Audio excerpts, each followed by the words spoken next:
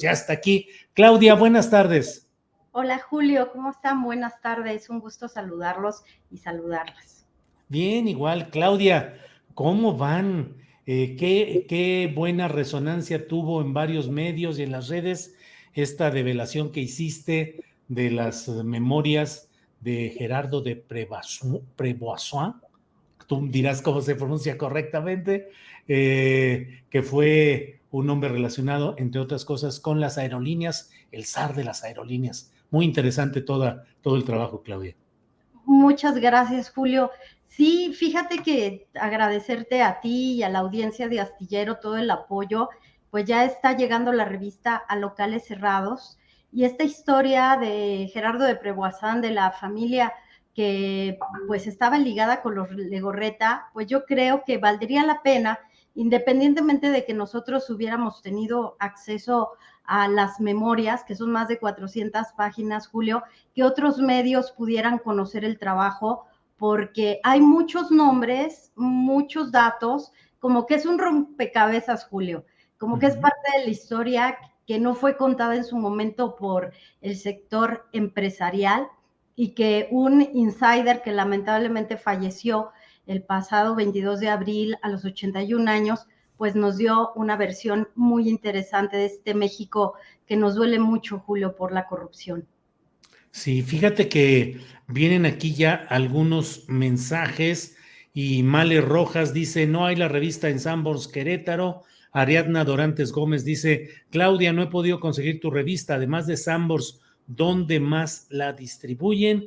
Y así algunos mensajes por el estilo, Claudia. Me encantan esos mensajes, Julio, porque ya le estoy reclamando a nuestro distribuidor, que no, en realidad le estoy agradeciendo, porque cuando eres una revista tan pequeña, pues no te puedes montar en muchas economías de escala. Pero además de esta tienda de Sanborns, también va a estar en City Market, vamos a estar en los aeropuertos, y hicimos un tiraje especial, entonces que nos tengan un poquito de paciencia, Julio, y agradecerles, pero ahí va a llegar. Bien, Alma Nava dice, Claudia, no encontré la revista Fortuna en la tienda de Tecolotitos, pero bueno, ahí está ya la respuesta y la postura de Claudia Villegas. Claudia, ¿de qué nos vas a hablar en este lunes 18 de julio? Fíjate, Julio, que les quiero contar algo sobre Petróleos Mexicanos. Petróleos Mexicanos que todavía le debe dinero a sus proveedores, más o menos le debería más de 50,000 millones de pesos a muchas empresas pequeñas y medianas, y lo quise traer a colación porque la revista Fortuna, Tomás de la Rosa, que es nuestro analista, nuestro economista, se dio a la tarea de hacer una relación de al menos 50 empresas petroleras que este último trimestre pudieron agregar valor dado el incremento en los precios del petróleo a sus accionistas, contrario a que Pemex pues se consolida como la empresa más endeudada del mundo y la empresa pues con más problemas para obtener recursos porque ya no puede entrar directo a los mercados de valores. El trabajo de Tomás de la Rosa es interesante porque hace un comparativo entre empresas petroleras que tienen una vocación comercial y una empresa petrolera que sigue teniendo una vocación social. Si está bien o está mal, creo que el tiempo nos dirá que la estrategia del presidente López Obrador funcionó o no, pero por ahora, Julio, tenemos dos datos muy interesantes. Moody's, si bien revisa a la baja y sigue advirtiendo que Pemex es un bono basura, también reconoce algo muy importante. El perfil operativo de Pemex mejora, están siendo más eficientes. Dos, están protegiendo las reservas de petróleo.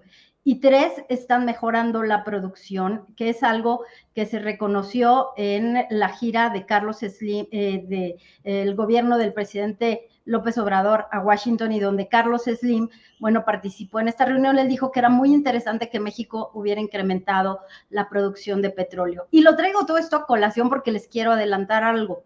En el consejo de Pemex participan consejeros independientes que van a estar preguntando, y esto se los adelanto como exclusiva, van a estar preguntando a la dirección de Pemex y a la Secretaría de Energía ¿cuáles son las razones por las que se detiene tanto el pago a proveedores?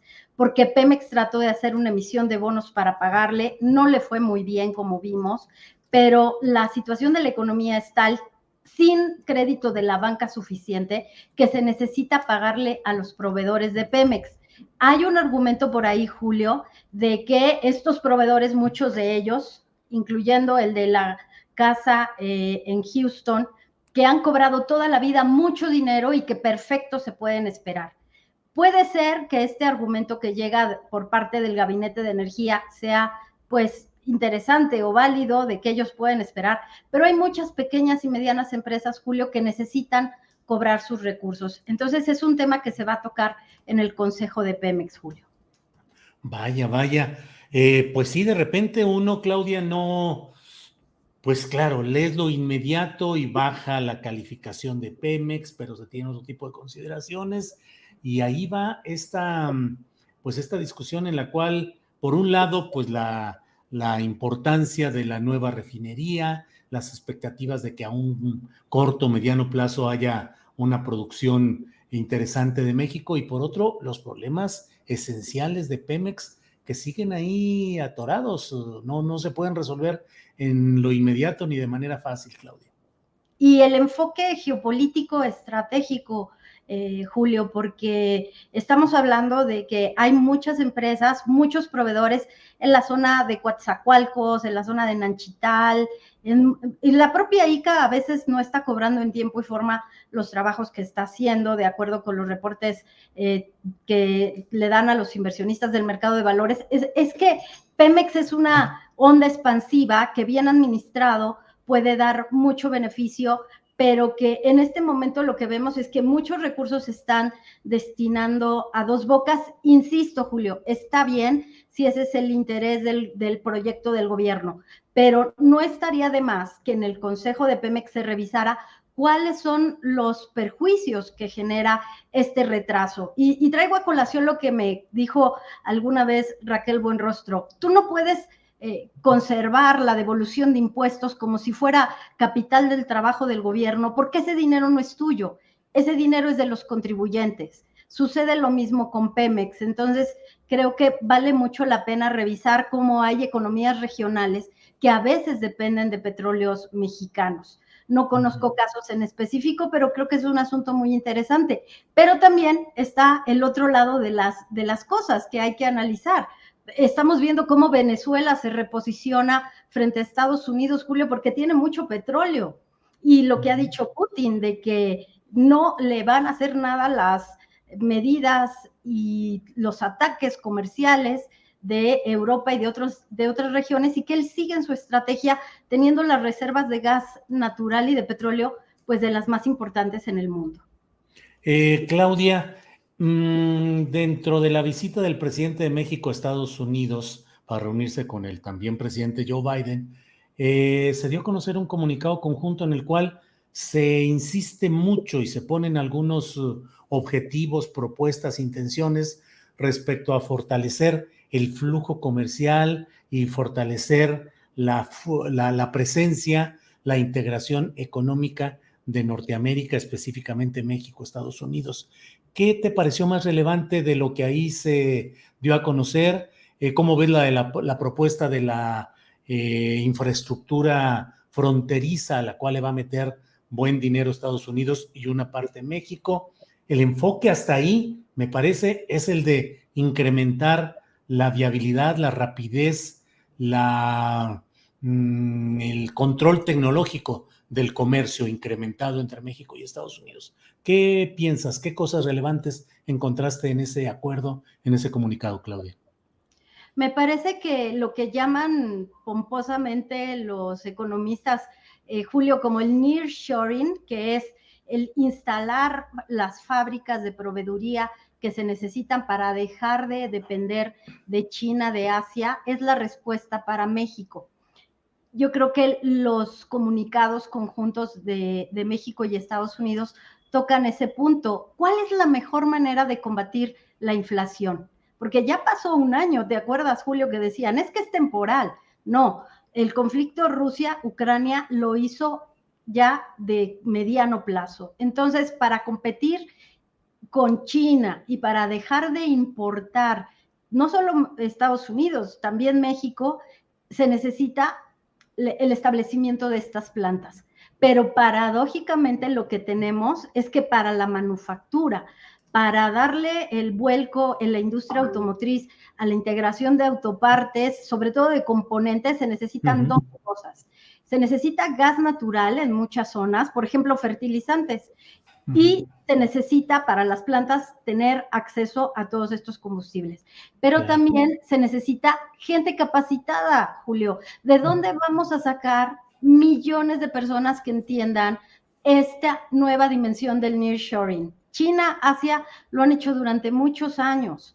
No solamente hablo de integrar partes, sino creo que este tema de la migración y de cómo invertir para que el sureste, para que Centroamérica tenga estos millones de trabajadores capacitados, le conviene a toda la región. ¿Qué no nos dijeron en los comunicados, Julio? Que Estados Unidos sigue preocupado porque México quiere seguir imponiendo sus condiciones a las empresas que invierten en el medio ambiente y también en telecomunicaciones, que es otro tema muy delicado. Claro, claro. Claudia, pues iremos desgranando todo esto, iremos viendo cuáles son las consecuencias de estos acuerdos, de este comunicado, de estas reuniones, y por lo pronto, como siempre, te agradezco a reserva de lo que desees agregar, Claudia. Muchas gracias, Julio. No, pues 40,000 millones de dólares de inversión, que creo que no lo hemos analizado correctamente, que no es poco, que nos servirían mucho. Y ahora, bueno, nos toca a los periodistas saber en qué áreas se va a invertir y en dónde las pequeñas, medianas empresas podrían beneficiarse, Julio. Claudia, como siempre, muchas gracias y espero que nos veamos el próximo lunes. Muchas gracias, Julio. Buen inicio de semana.